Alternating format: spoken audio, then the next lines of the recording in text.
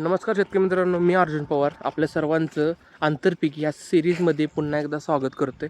तर आत्ता आपण आहोत चवळीच्या प्लॉटमध्ये, जे की आपलं मेन पीक आहे ते चवळी आहे. त्यामध्ये आंतरपीक आपण कोबी केलेला आहे. त्यानंतर चवळी, कोबी, चवळी अशा पद्धतीनं हा आपला आंतरपिकाचा प्लॉट आहे. तर ही जी आपली चवळी ही 45 दिवसानंतर ते 50 दिवसानंतर हार्वेस्टिंग होते. सध्या थोडीशी थंडी असल्याकारणानं 5 ते 10 दिवस थोडंसं प्लॉट लेट चालू होऊ शकते. त्यानंतर आहे जो की कोबी आहे, जो की आपला 50 ते 60 दिवसानंतर आपलं फर्स्ट हार्वेस्टिंग किंवा त्यानंतर 2 टप्प्यामधला आपला कोबी हा निघून जातो आहे.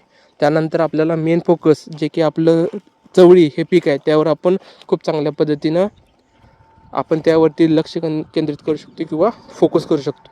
तर अशाच पद्धतीनं मेन पिकामध्ये एखादं छोटंसं आंतरपीक आपण जे की 2 महिन्यामध्ये 45 दिवसामध्ये जे निघून जाईल अशा पद्धतीनं आपण आंतरपीक करू शकतो. तर अशा पद्धतीनं एकाच वेळेस 2 पिकं घेऊन आपण खूप चांगल्या पद्धतीनं आंतरपीक घेऊ शकतो. एकमेकाला कॉम्पिटिशन न देता खूप चांगल्या पद्धतीनं आंतरपीक आपण घेऊ शकतो. आपल्याला शेती करत असताना एकाच वेळेस 2 आंतरपीक घेतलेला फायदाही होऊन जाईल.